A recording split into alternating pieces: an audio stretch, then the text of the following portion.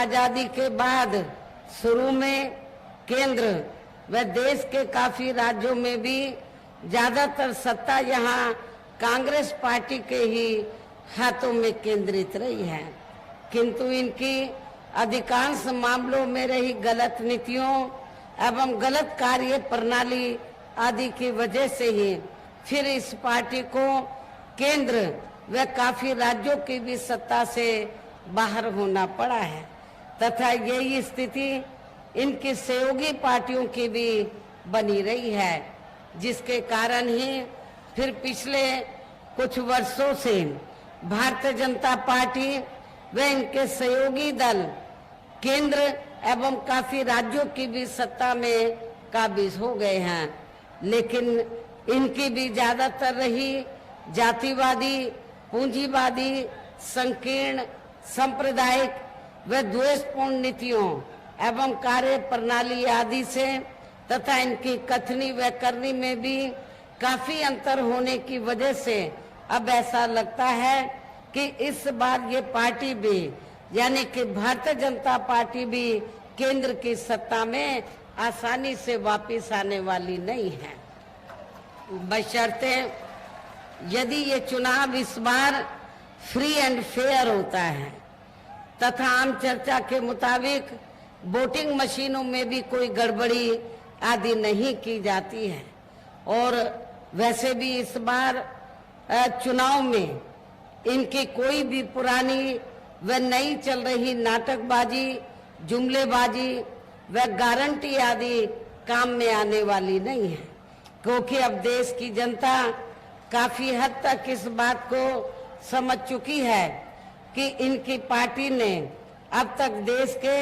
विशेषकर गरीबों, कमजोर तबकों, मध्यम वर्गीय एवं अन्य मेहनतकश लोगों को जो इन्हें अच्छे दिन दिखाने के असंख्य प्रलोभन भरे वायदे किए हैं तथा अनेकों हवाई व कागजी गारंटी आदि भी दी है, तो उनका जमीनी हकीकत में अभी तक इन्होंने लगभग 1/4 हिस्सा भी कार्य पूरा नहीं किया है, बल्कि इसके स्थान पर इनका ज्यादातर समय व ताकत भी या इनके अपने चहेते रहे बड़े बड़े पूंजीपतियों एवं धन्ना सेठों को ही ज्यादा से ज्यादा माला माल व धनवान आदि बनाने में तथा उन्हें हर स्तर पर छूट देने व बचाने में ही लगी रही है, जिनके अधिकांश आर्थिक सहयोग से ही ये पार्टी व अन्य पार्टियां भी अपना संगठन चलाती हैं तथा चुनाव आदि भी लड़ाती हैं, जिसका काफी कुछ खुलासा बॉन्ड की आई रिपोर्ट से भी हो जाता है। आप लोगों को ये मालूम है कि अभी कुछ दिन पहले माननीय सुप्रीम कोर्ट में ये मामला आया था बॉन्ड का, तो जिसमें ये बॉन्ड की जो रिपोर्ट खोली गई, जब रिपोर्ट सामने आई, प्रकाशित हुई, तो उसमें ये उस रिपोर्ट से ये मालूम होता है कि कांग्रेस पार्टी, बीजेपी, अन्य सभी पार्टियों ने इस देश के बड़े बड़े पूंजीपतियों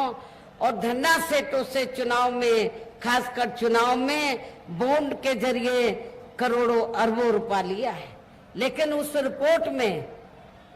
आपने कहीं पर भी बहुजन समाज पार्टी का नाम आप लोगों ने नहीं देखा होगा, लिखा नहीं होगा रिपोर्ट के अंदर। बहुजन समाज पार्टी ने एक भी रुपया किसी भी बड़े पूंजीपति या धन्ना सेठ आदि से नहीं लिया है।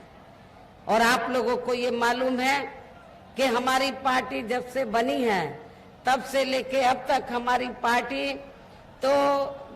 देश के किसी भी छोटे या बड़े पूंजीपति या धन्ना सेठ से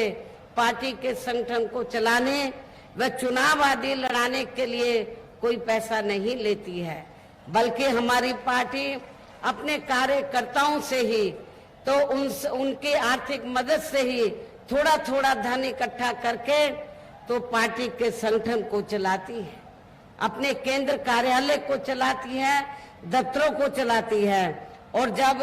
चुनाव होता है तो चुनाव में भी हमारी पार्टी अपने कार्यकर्ताओं की आर्थिक मदद के साथ साथ अपने उम्मीदवारों से भी यही अपील करती है कि जब आप अपने चुनाव में इतना पैसा लगा रहे हैं तो थोड़ा पैसा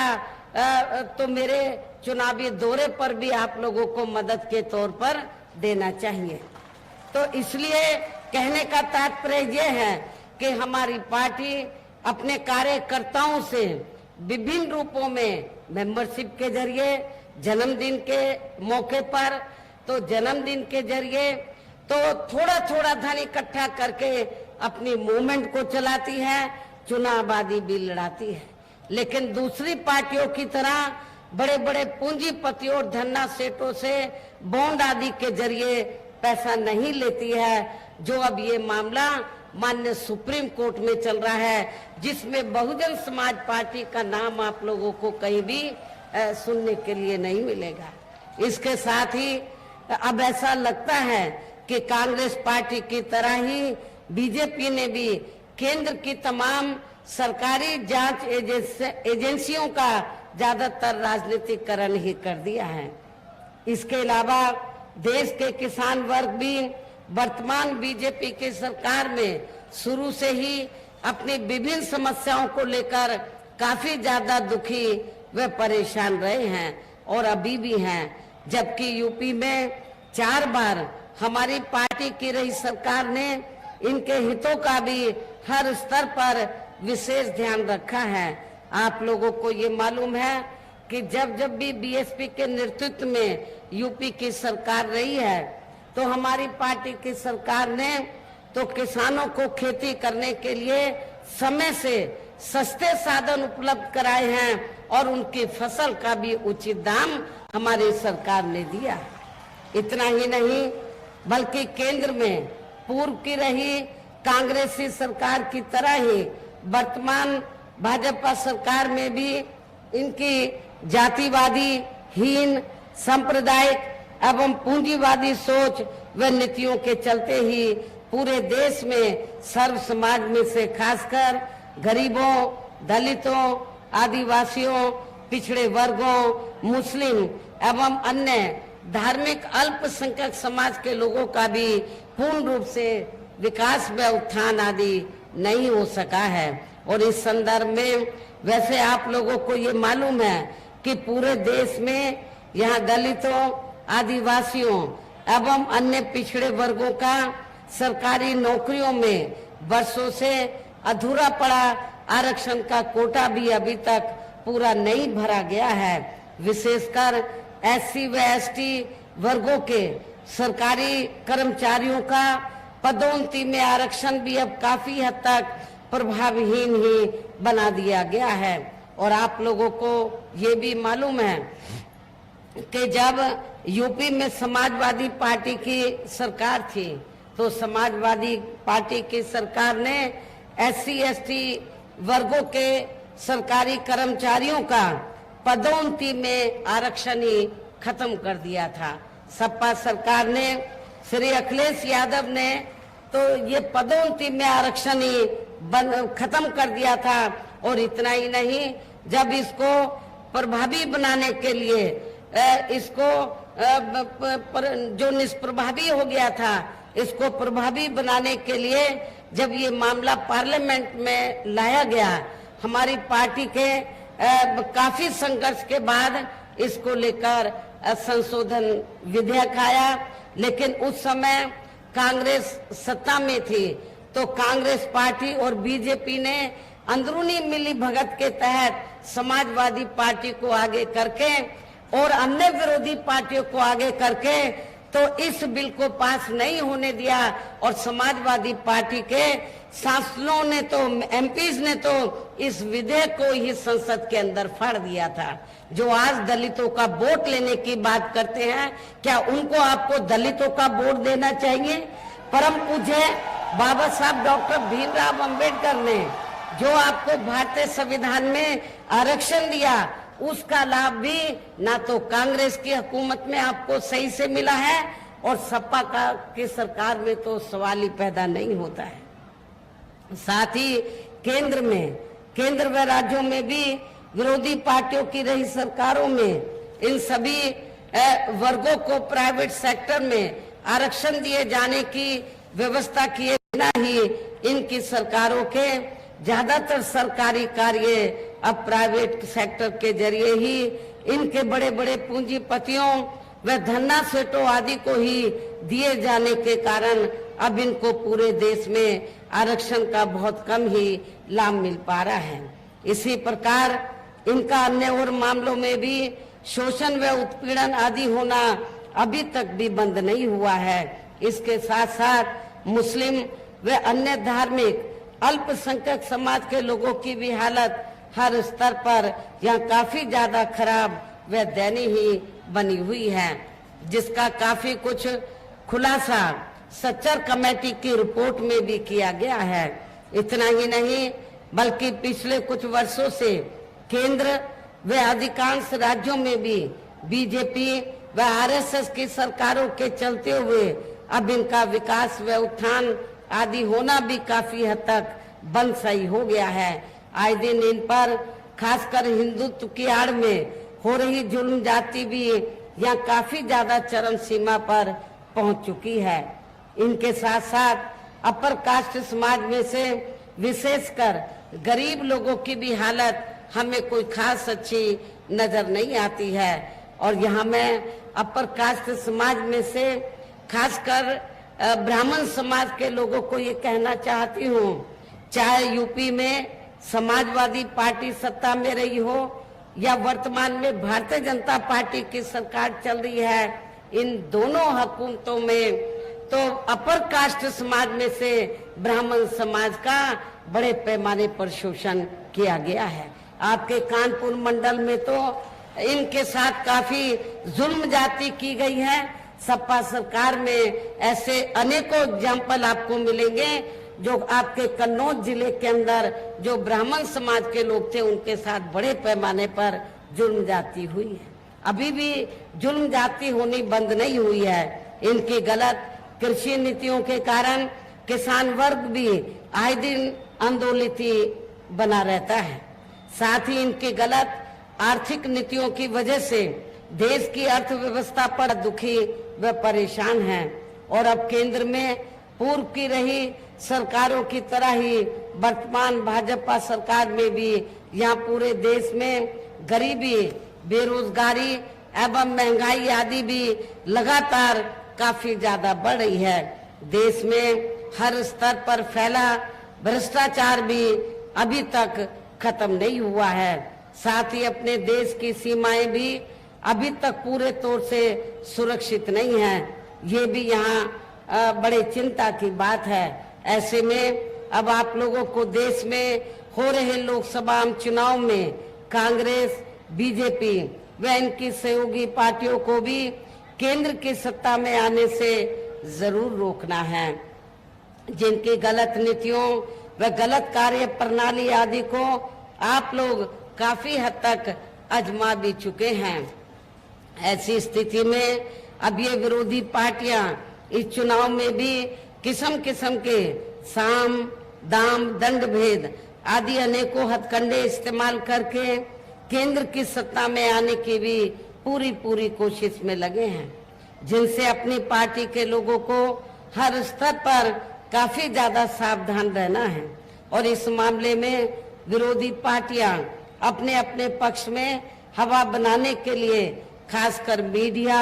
ओपिनियन पोल व सर्वे आदि का जो बड़े पैमाने पर इस्तेमाल कर रही है, तो उससे भी अपनी पार्टी के लोगों को बिल्कुल भी गुमराह नहीं होना है। इसके साथ ही विरोधी पार्टियों के विभिन्न रूपों में जारी किए गए इनके हवाई व प्रलोभन भरे चुनावी घोषणा पत्रों एवं वायदों आदि के बहकावे में भी अपनी पार्टी के लोगों को कतई भी नहीं आना है, जिन्हें ये पार्टियां चुनाव खत्म होने के बाद ज्यादातर अमल में नहीं लाती हैं और अब जिन पर से देश की जनता का अधिकांश विश्वास ही उठ गया है। यही खास वजह है कि हमारी पार्टी किसी भी चुनाव में अपनी पार्टी का कोई भी चुनावी घोषणा पत्र आदि जारी नहीं करती है। वैसे भी हमारी पार्टी किसी भी मामले में कहने में बहुत कम बल्कि कार्य करके दिखाने में ही ज्यादा विश्वास रखती है। और इस बात का सबसे बड़ा सबूत यह है कि उत्तर प्रदेश में 4 बार हमारी पार्टी के नेतृत्व में रही सरकार ने चुनाव में अपनी पार्टी के बिना कोई जारी किए गए चुनावी घोषणा पत्र के ही प्रदेश व आम जनहित में काफी ऐतिहासिक कार्य करके दिखाए हैं, जिनकी अब देश में अधिकांश पार्टियों की सरकारें काफी नकल भी कर रही हैं। जबकि इस मामले में हमारी पार्टी का ये कहना है कि यदि इन पार्टियों के स्थान पर केंद्र में हमें अपनी पार्टी की सरकार बनाने का मौका मिलता है तो तब फिर हमारी पार्टी की बनी सरकार केंद्र में यहाँ अब तक की रही सभी विरोधी पार्टियों की सरकारों की तरह केवल हवाई व कागजी कार्य आदि नहीं करेगी, बल्कि उत्तर प्रदेश की तरह ही जमीनी हकीकत में ठोस कार्य करके दिखाएगी। और इस संदर्भ में खासकर मैं ये कहना चाहूंगी कि केंद्र द्वारा देश में पिछले कुछ समय से अति गरीब परिवारों को अस्थायी तौर पर फ्री में जो थोड़ी सी खाद्य सामग्री दी जा रही है, राशन आदि दिया जा रहा है, तो उससे इनका स्थायी तौर पर भला होने वाला नहीं है। इनसे जो गरीब लोग हैं इनका परमानेंट स्थायी तौर पर इनका भला होने वाला नहीं है। और इतना ही नहीं, इसके एवज में, इसके बदले में ये जो इनको फ्री में राशन दिया जाता है, जो कुछ समय से दिया जा रहा है, तो इसके एवज में तो जब चुनाव होता है, चाहे यूपी में असेंबली का चुनाव हुआ हो और अब पार्लियामेंट का, तो पूरे देश के अंदर भारतीय जनता पार्टी व आरएसएस के लोग तो गांव-गांव में जाकर ये प्रचार करते हैं। जो गरीब लोग हैं उनके बीच में जाते हैं और उनको ये कहते हैं कि देखो भारतीय जनता पार्टी की सरकार ने और श्री नरेंद्र मोदी जी ने आपको फ्री में राशन दिया है, आपने बीजेपी और श्री नरेंद्र मोदी का नमक खाया है, इसको आपको जरूर अदा करना चाहिए, इसके एवज में आपको बीजेपी को वोट देना चाहिए। लेकिन आप लोगों को बीजेपी और आरएसएस के इस किस्म के बहकावे में नहीं आना है, क्योंकि आप लोगों को भारतीय जनता पार्टी की सरकार जो फ्री में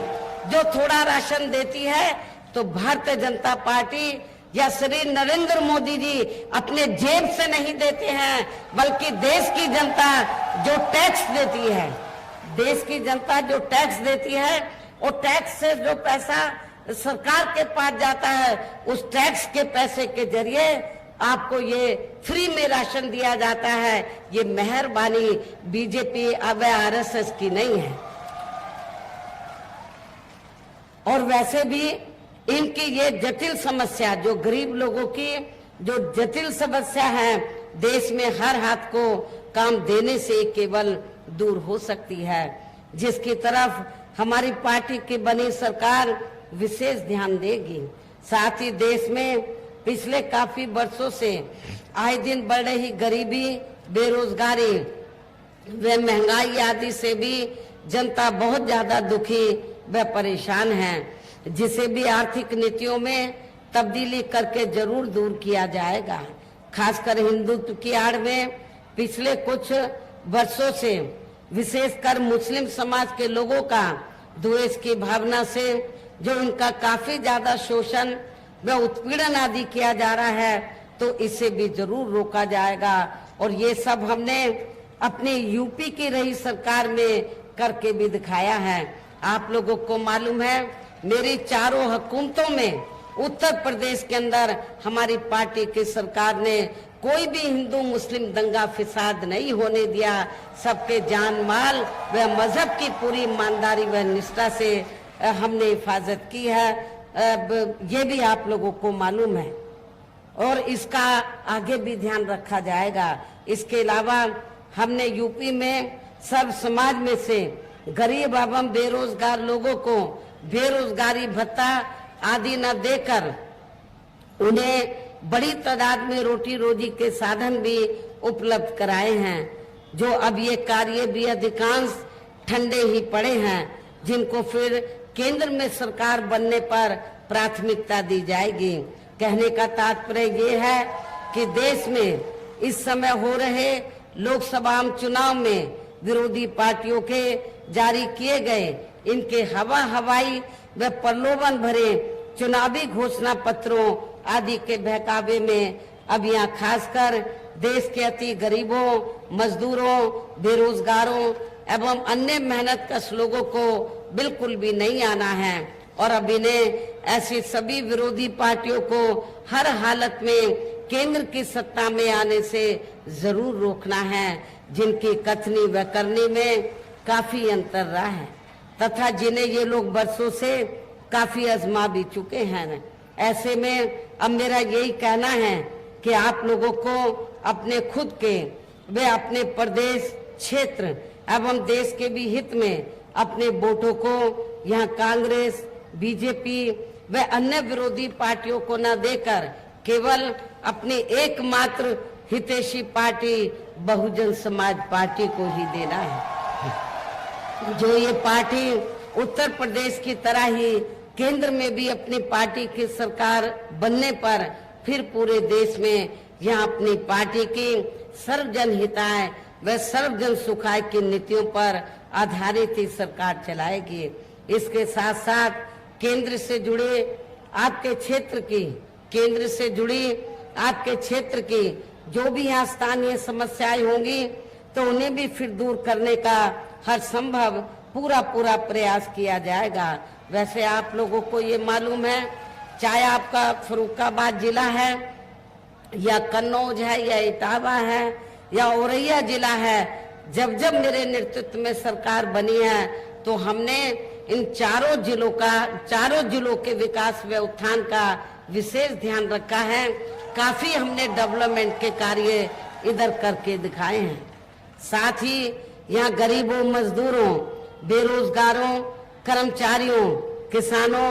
छोटे व्यापारियों एवं अन्य मेहनतकश लोगों के हितों का भी विशेष ध्यान रखा जाएगा। सर्व समाज में से